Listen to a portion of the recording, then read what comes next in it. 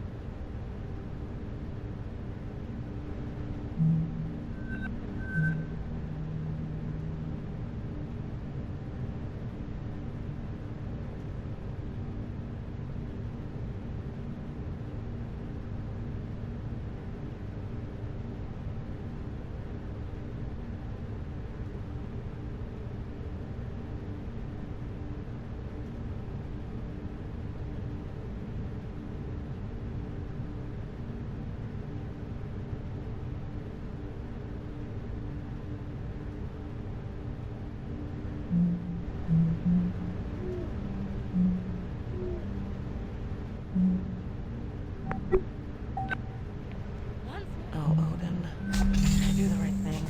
In what? What the odds are if she ends up going into cryo? I believe that you have made a decision with both Roberta and Natalie's best interests at heart. Above all, do no harm. If we do make it out of this thing, Nat's going to have to find out I didn't tell her everything at some point. I believe that is a great shame.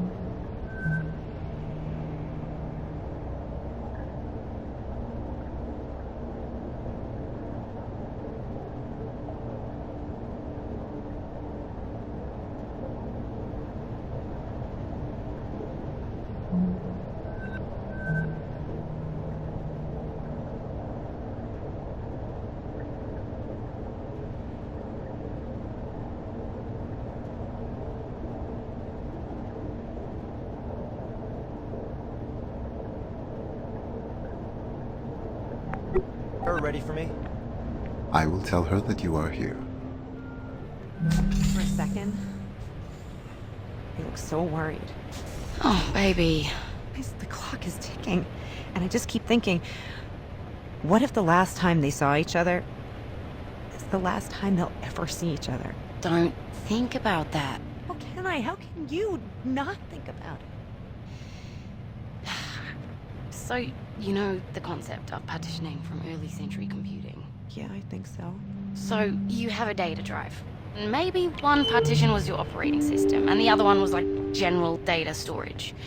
And maybe you'd partition part of the drive off to contain something that might be unstable that you otherwise kind of, wanted not to interfere with anything else. There are certain things that are gonna help us get this done, but some things... they need to be partitioned off, because thinking about them isn't gonna help us. But you're thinking about us, at least, aren't you? Yeah. And when I do let myself start thinking about how there's a possibility this is the last of our time together too, then I start thinking we should really make the most of it.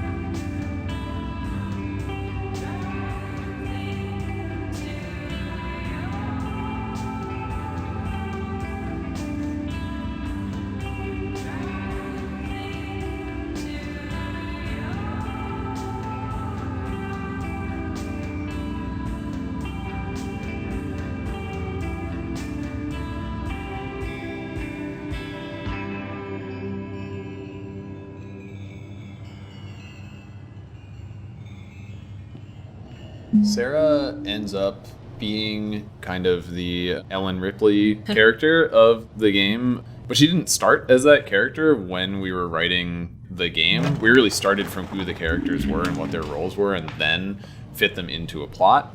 And I think that as we were going along, by getting to know Sarah, we realized that she made the most sense to be the person who would, in a way, kind of like team up with Odin to pull off this plan in the end. Yeah, no one else's relationship with Odin is really as personal at all. Like, even Nat, whose job it is to work with him, you know, she treats him as a project a little bit, you know, and or a pet, and it's just not or a problem quite to the solve same. or a system.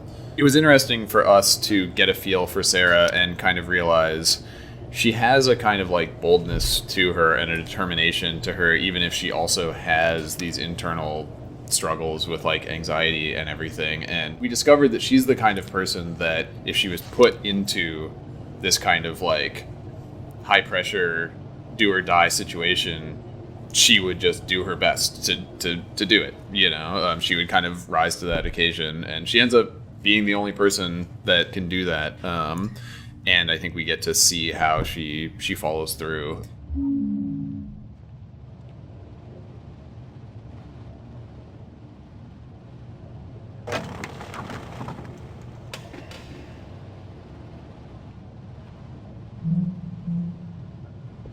So this is one question I have, because I don't remember how we got to it, but there was a lot of iteration on the design of the AR desktops, but what we settled on was kind of the horseshoe icons, which You mean I the think horseshoe bat? I think came from you. The horseshoe bat. Yeah. Well, we started out with the earliest versions of it being a grid of screens almost that would pop up in front of the player's vision. That felt kind of disorganized, so we brought things in for a short time to make it kind of like a taskbar at the bottom, which I think a lot of people are used to, which is why we went that way. You know? Yeah. It's a lot of phones, a lot of desktops use that. And also that also wasn't using the player's visual field, really. It was just still behaving like a flat computer screen. And so, yeah, we did the strange decision of bending it into a horseshoe shape so that it could surround the center of the player, or I guess character's visual field. Instead of having it function like an actual phone where you have to like look at it, the AR desktop takes advantage of the fact that it's actually in the world in front of you. You're not holding anything. You don't have to like look down at an object. It can just be in your peripheral vision and you can look from side to side at it. It is partially a realistic usage scenario and partially also so that the player could actually see the world while looking at it. And yes, it makes a horseshoe bat. So this book here is actually written by an AI, one of the major Venturas AIs, called Fand, who's in charge of Kiribati City-State. Fand is really the only other positive, successful-seeming AI that acts the most human in our fiction. She's written this book here about how she came to, reorganize her domain. But it's also kind of like a philosophical book about mindfulness, which I think is a really interesting aspect of consciousness for an AI to be thinking about and to become an authority on. This book was something that Carla put together. We had agreed that we were like, we should have a book that was written by an AI to show more of what different AIs are in our world, so it doesn't just seem like it's Odin. Yeah. And then I guess there's other AIs, but to actually have some examples. And so, this was Carla's version of, what is an interesting additional perspective for an AI to represent. And I thought this almost like enlightened Buddhist seeming perspective that this AI presumably has developed over years and years of observation and kind of examining its own ways of working and how people relate to each other and stuff, felt like a legitimate thing that could happen with the concept of AI, but definitely not something that we had seen anywhere else within our fictional world. So this is medical. So it has facilities like exam room, but it also has, kind of storage for med supplies and any device that would be needed to check in on people medically. Very early on, the design of this space came from the story as it was at the time. So the story was written where Sarah and Andrew went through kind of a dramatic arc here, and that dramatic arc had moments, and those moments built so that the place was designed around making those moments happen in a very specific order. So what happened is we did that. We made a space where you're watching the AR scene and Sarah goes off into a room, but the room is locked. And you can't get through the locked door until you go watch another part of the scene and get a key to unlock it. And to build that and to make them walk a certain way and go off in a certain area, building the space to the AR scene ended up with this very awkward space. So we ended up scrapping that, but it did take trying it to go, let's design a space to the AR scene. And where we ended up was much more functional to the purpose of the wing and who would work there and who would live there and how would they live and how would they work. And I really like that sort of a neat outcome of having the AR scene blocked out in a space that already existed specifically in this wing in medical, is that you have moments like sort of later in the scene when Nat and Bert are, having their little like flirtatious moment where Nat jumps onto Bert. She sort of like tackle hugs her. There's this interesting outcome where that happens in one room, and then it just so happens that Sarah's office is literally on the other side of the wall.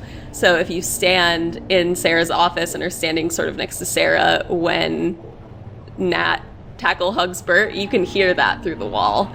And Sarah and Andrew actually do react to that in the scene. And I thought that's like kind of a fun outcome. Like, we didn't plan that. That's just kind of how the AR scene ended up playing out based on how the space is laid out.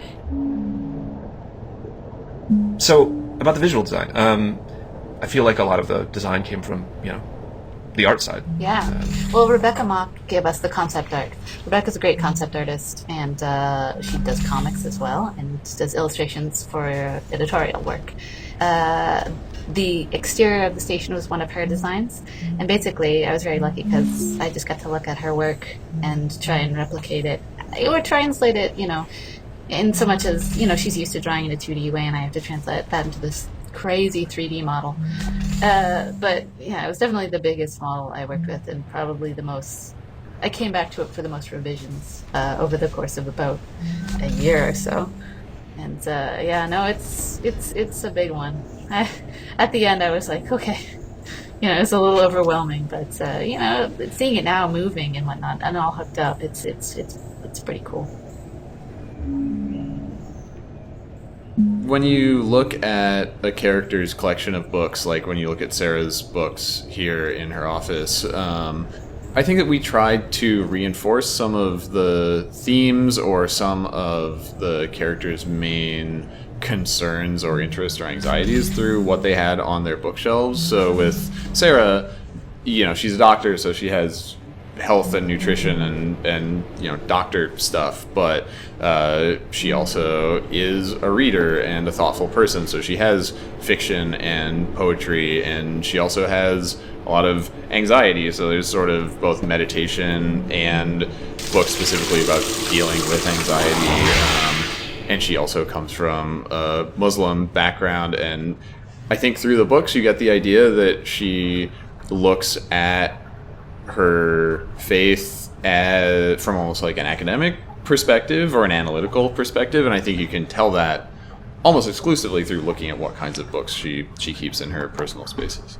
Additionally, we got to project some of our own likes and dislikes onto the characters, because, in order to fill out someone's library, it's pretty hard to keep everything completely on topic. Right. I believe Nina requested the William Carlos Williams book, and a couple others here and there. We have Alice Munro and Margaret Atwood. And Margaret Atwood. And Deepness in the Sky is one of my favorites. Unlike in a lot of popular fiction, our version of cryogenic stasis is not something you can do long term. It's not like in Alien where you just kind of are out for a few years and wake up in some star system. It's much more unstable and short term than that. Yeah. You're in cryo so that you can get to surgery, but not so that you can just be preserved for an indefinite amount of time. Yeah.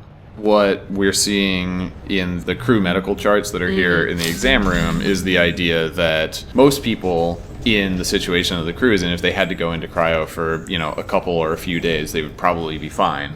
But part of that, in the case of the crew of Tacoma, is that most people in developed countries in our fiction get a selection of gene filtering procedures done to them, like in utero. And it's sort of along the lines of people getting vaccines now, but it's being able to tweak people's genes to make them not be susceptible to certain congenital illnesses or other conditions.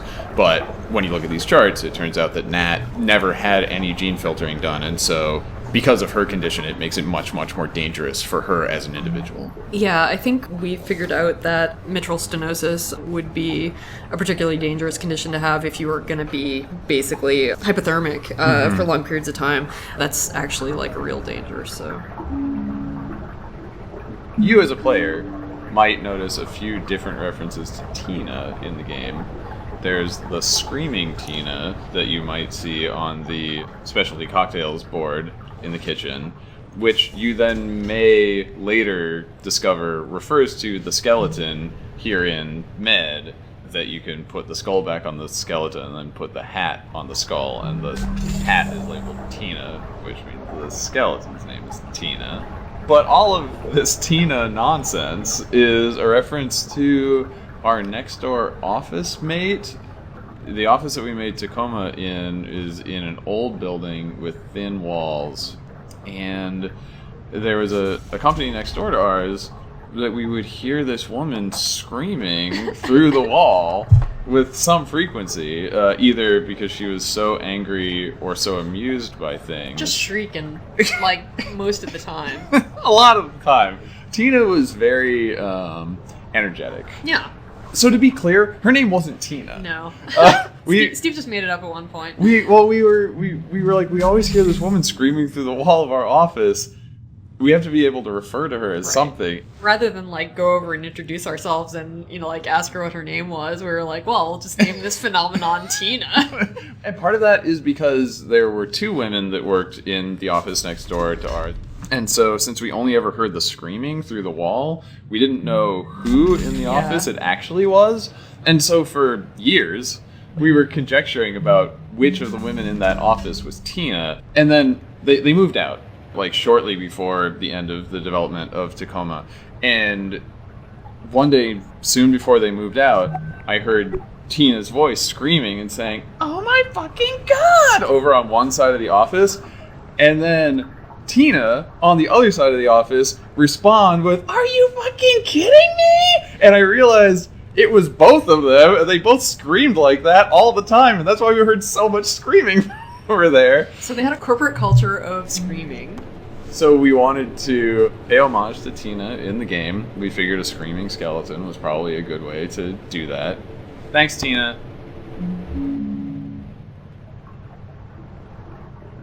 Tacoma Station went through this big overhaul partway through development. And the first version of the station was this microgravity station where everything floated, there was no gravity whatsoever. And so it was designed as such. It was designed like the ISS so that objects like the sinks in the toilets were to be used in microgravity. So, when a user or a crew member was, using them, they wouldn't spray water all over the place. They wouldn't float away when they were trying to actually use the toilet, it would be an actual concern. And so they do look a little strange. They're kind of legacy objects in the grand scheme of things, in that they are some of the earliest models in the game. And the medical bed is another. Originally, it used to have little foot braces, and it still has the straps of back in the day when one of the first rooms we actually made in the old station was the doctor's room, Sarah's room. And so we added those details so that a patient wouldn't float away. So the straps are still there, and actually the toilet's got a reskin. But why we still kept those models in the game is just because, when you're doing small independent development, there's only so much bandwidth that you have, and the time it takes to actually redoing the entire model is not insubstantial, especially when there's only one or two full-time modelers on the crew. So we reskinned them and we kept them, and it's one of those things where you got to pick your battles. And surely, I kind of like them, so it's I'm not too worried about it.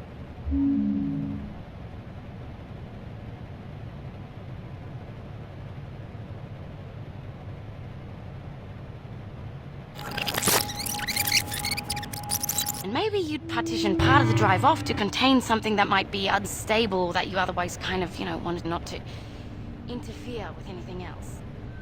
There are certain things that are gonna help us get this done, but some things... And rocket our enterprise to amazing new heights. This has been a message from your Chief Executive Officer, Sergio Ventura.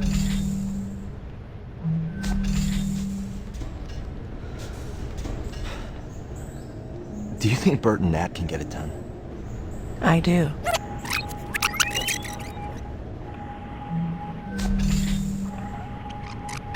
Bert.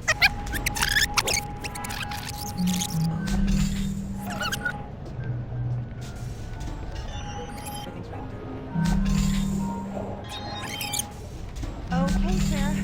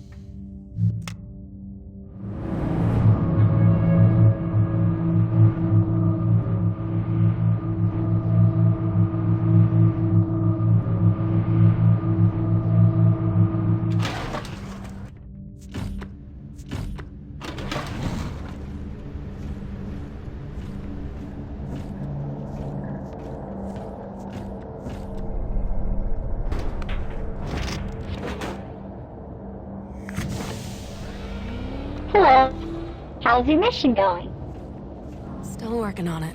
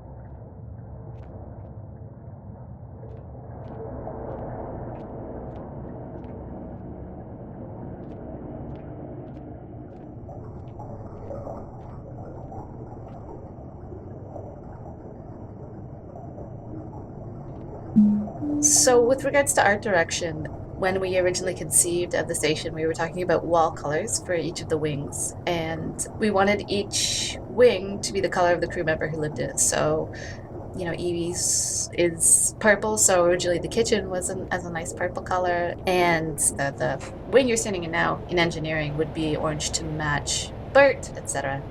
But 6 colors is a lot of colors. And so in the interest of simplicity, we chose just one central color for each of the 3 wings.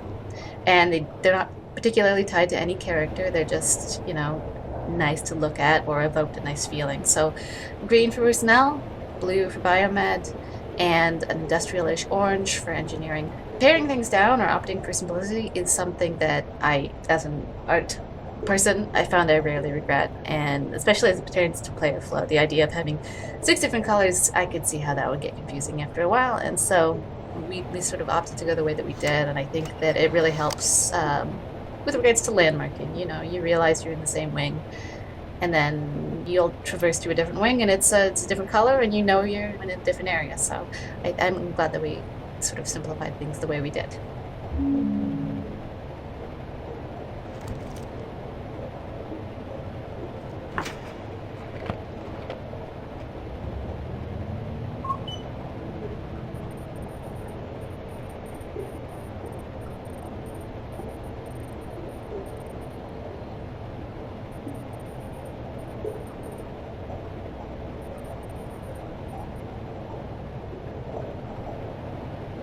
The reason we made the sync device functionality be so obscured to the player was because early in development we were having trouble with progression systems and keys and locks, and people getting too focused in on locks that we were setting up in the game and sort of ignoring the story to find passwords and stuff. So the sync device was sort of a solution for us to have a gating system, but one that the player didn't feel like they needed to spend all their time paying attention to, because the idea is that it's almost like a USB stick where you're downloading stuff, and that's the kind of thing that just takes time and that you don't have to pay attention to, and people generally know that who use computers know that kind of paradigm. So that was sort of the original idea for why the sync device is sort of this obscure thing that's just downloading away. Why we're not having you have to keep track of every single little thing you're doing and how it affects the percentage. It doesn't really matter. It's just about you exploring the space and not having to worry about it. The hope is that you stand in front of it and you plug the sync device in and you watch it tick slowly to 0.1 and then you're like, oh well, yeah, no, I'm gonna go look at other stuff. yeah, exactly.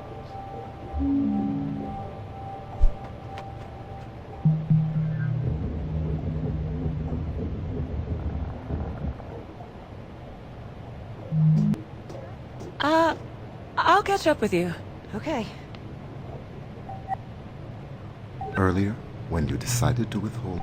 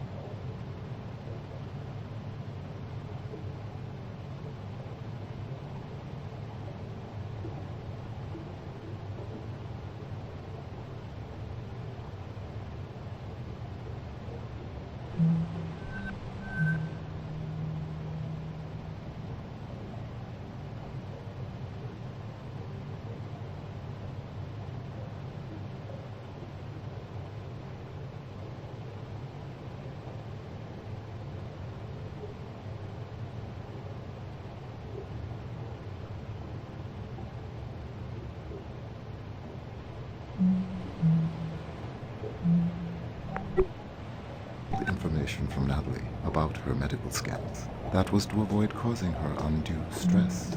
Right.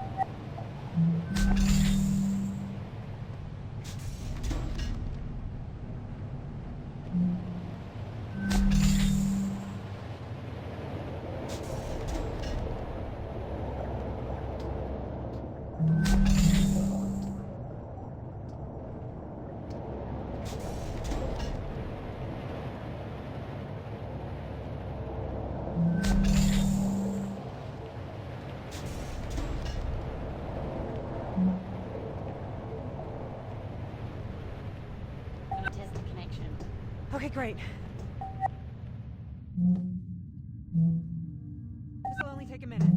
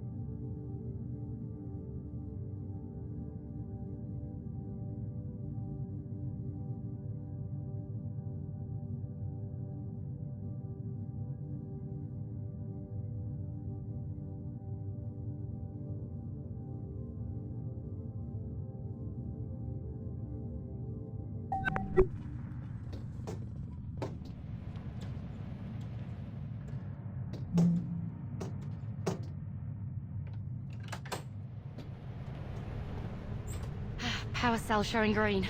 How's yours look, baby? Voltage adapter in place. Ready to rock. Hit it.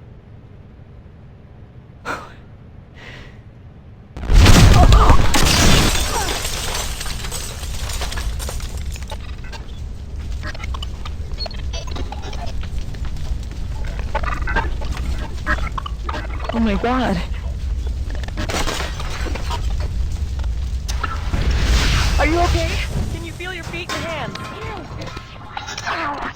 My hip just hurts. Bert? Bert! Bert! Bert! 1, 2, 3. Bert, can you hear me? 1, 2, 3. Did it work?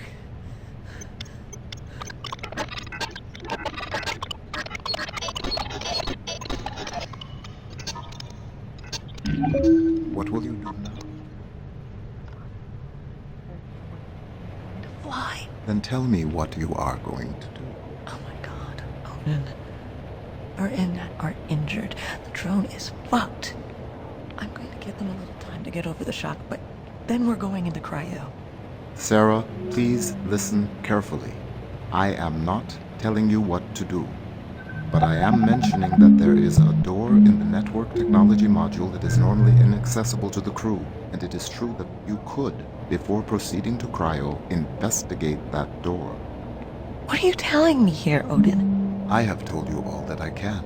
Simple facts, nothing more. Oh my god, Odin. Are my patients stable? Yes, Their conditions won't degrade if I leave them here. they should not.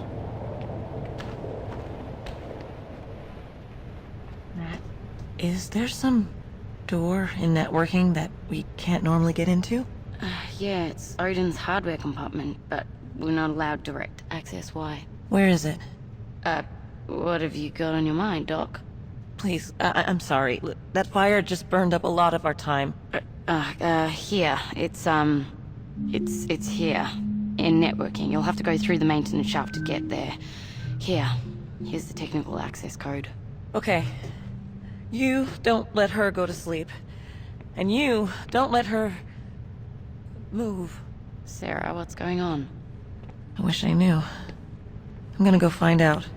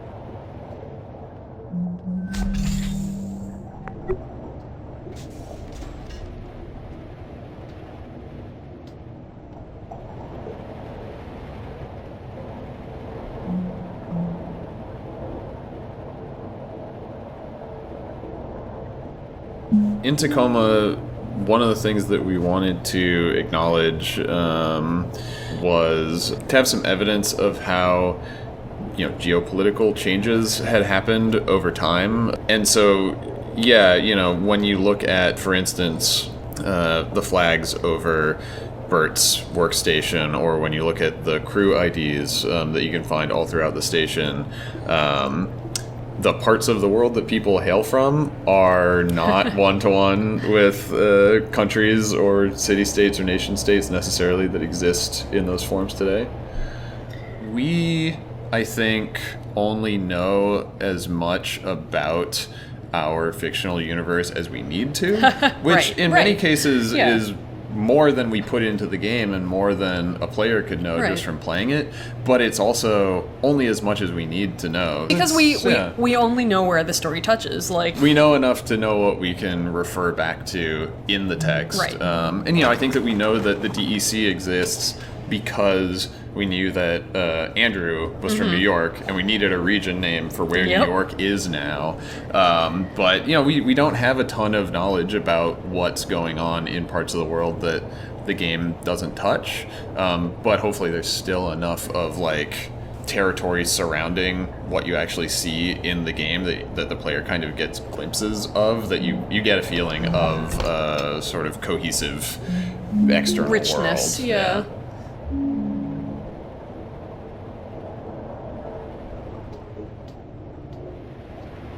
Something that players with a keen eye for game development history might notice when they're playing Tacoma is the presence of a character named Roberta Williams. That's Bert's full name. And people have asked, is that a reference to Roberta Williams, the creator of King's Quest and co-founder of Sierra Online? And the answer is yeah, of course it is. I tend to enjoy when occasionally in fiction there's a fictional character that quote-unquote just happens to have the same name as a real-world, like, historical figure or famous person or whatever, like Sheriff Harry S. Truman in Twin Peaks or something like that. And so I kind of wanted to do that.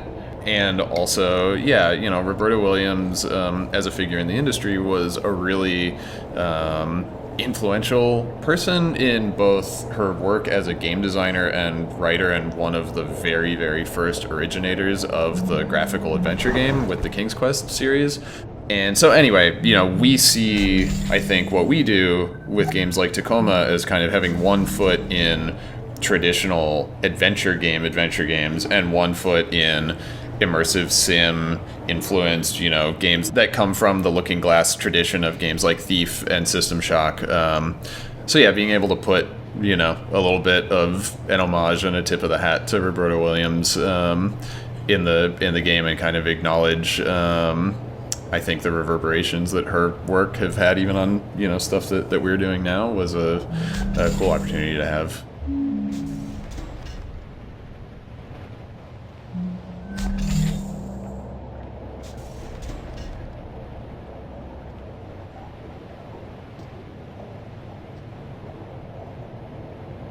We're in mechanical engineering, which is Bert's zone. One of the big considerations when we were working on designing each level in Tacoma, each wing, was how does the player sort of encounter each room and in what order? For example, we have most of the bunks be kind of like tucked away in the back of each wing, usually with sort of an entryway or a longer hallway that kind of separates it from the main working areas. We did a lot of tricks. For a time, there was even kind of this idea of an airlock where there were 2 doors that you had to go through to get to everybody's bedroom. And then you can see in Mech, there's an example of an elevation change. We tried as much to make them feel like they were lower or higher than the rest of the space, so you kind of had to go upstairs to get to the bedroom. And that was so that, you know, we could have these working spaces where we would imagine, like, you know, Bert would come out and, like, do her mechanical engineering work during the day, and then going home for her, she at least has this sort of, like, separation of work and personal space, and not just be, like, living in your office. Right. So, yeah, each wing is sort of designed to have the working spaces be accessible in an order that makes sense, and to have the bunks in the back to give characters a sense of personal space. So the bounce lighting is specifically referring to the idea that when the sun comes through in some spaces and hits certain surfaces, we try to make it look like the whole room changes temperature and sometimes warms up. Most rooms that have a large pool of sunlight that moves through actually has a floating point light that's just sitting there. And that point light is one color, and it is on a timer that is linked to the angle of the sun, and when the angle of the sun hits X or Y, it warms up or cools down. And for me, and I don't know if this hit you as well, but it made it feel a lot like a plane. For me, when I'm in a plane and the plane banks, or the sun setting or something has changed in the plane, and the light starts coming through in a different way, and you see it like go across the ceiling, and then the room temperature changes, and it becomes, you know, a little golden and a little orange. Yeah. And it's just this, you can be, you know, watching a movie in the back of a seat at a plane, and then suddenly you're like, oh, I'm flying through the air. Yeah, I think it's lovely. I think it's a really nice effect. At one point, I decided to make a variety of beer that was named the same as your small child. Yes. It's true. It was a surprise. Yeah, did we surprise you with it? You guys pranked me. I needed more stuff to put on the packaging, because there's always basically infinite things that you have to put on packaging, and I'm like, I can't read that much about your child. What am I going to do? So I asked Steve for, I was like, do you have any good timing quotes? Because you're a very quotable person. And so Steve looked up some old tweets of yours, and we kind of put them on the beer cans. You kind of put them on the beer cans. Kind of. So I think we should set up the one detail that's missing here. Oh, That's very which one's important to that? me. I didn't know. Yeah. I mean, that's important, right? Yeah, I had no idea. So that's why it's a prank. It's not a prank that it's my daughter's name. The real prank it's all a prank. Here's your goofy words. God, they're so good, though. On a can.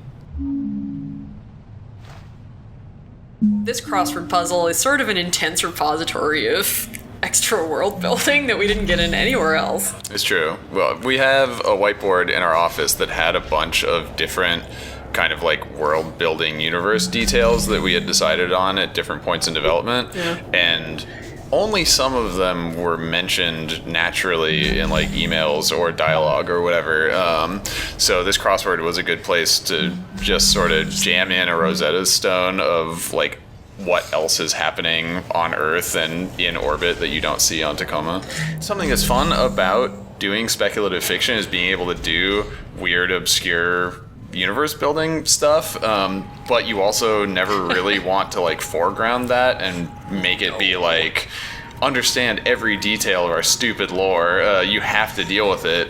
But people that actually really care about that stuff are probably willing to do a fictional crossword puzzle to understand like all of the underpinnings of the year 2088. I don't know if people can do this crossword puzzle if they don't like actually know the answer. It's true. I think that like one challenge with this was just like fitting the clues and a crossword puzzle onto one page. Yeah, that was legible. Right, so you could actually read it when you examined it. And I think that there might be a couple fewer lines on the puzzle than there are clues. That might be. So I'm sorry if you can't actually complete this crossword puzzle, but the Venturer magazine doesn't really do careful quality control because they don't care. They don't care at all. Sorry, everybody. Yeah.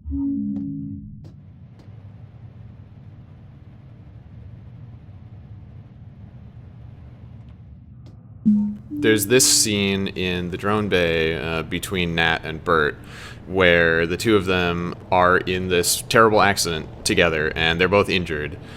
And this is something where, you know, when we arrived at this being one of the scenes in the game, I kind of naturally had to draw from an experience I had where my wife and I were in a motorbike accident. And, you know, that was a really traumatic, scary experience for me.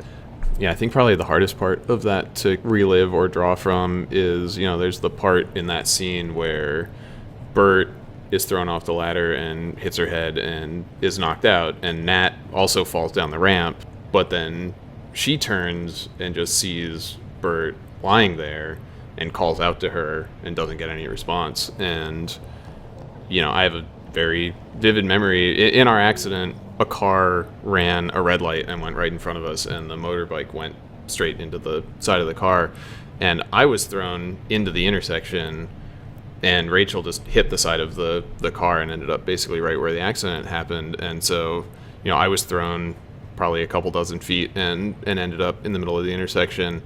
And, you know, first I saw that my leg was broken and I was like, I probably shouldn't look at that anymore. And then I looked over and saw Rachel lying there with her back to me, just like in the fetal position on the ground, just not moving. And, you know, I called out to her and I didn't know if she was alive or not. And that's a crazy position to be in. And that's the position that Nat was in. It's just like, I see you lying there. I don't know what's happened to you. And I can't. Because I, like, the kind of, like, unbearable moment in that scene where Nat is just, like, dragging herself across the floor to Bert is, like, something that I didn't do because I started to. And then people ran up to me and were like, stop. Like, okay, like, I'm going to go check on her. You stay here, right? But, you know, that moment of uncertainty when somebody you care about is, like, clearly injured and you don't know how bad. It was a crazy thing to live through, and I'm glad that, you know, for us it worked out because we're both pretty much fine now. You know, it was one of those things where when I realized I was writing this scene, I kind of knew some of the things that had to go into it, but it doesn't always make it that easy to actually have to, like, live back through to put it into the game.